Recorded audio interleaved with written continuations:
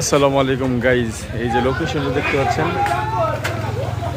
এটি হচ্ছে সলপা, কুমিল্লা, মুরাদনগর। এটি সকাল সকাল একটি মাছের আড়ত, পাইকারি আড়ত বলা যায়।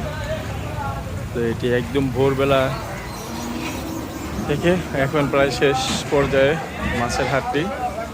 তো আজকে আসছিলাম মাছ নিতে, কিন্তু যে মাছগুলো নিতে আসছে সেগুলো এখানে নাই। তো মূলত আসলে উদ্দেশ্য সেটা না, উদ্দেশ্য হচ্ছে এই যে সলপা ব্রিজ সামনেই সলপা মোড়, আর এখানে একটি মাছের আড়ত হয়, সেটি আপনাদেরকে একটু দেখানোর জন্য। আর এদিকে চলে গেছে বড় পিপিরিয়ার দিকে রাস্তা, আর এদিকে জানেন এদিকে চলে গেছে কুমিল্লা রামচন্দ্রপুরের দিকে।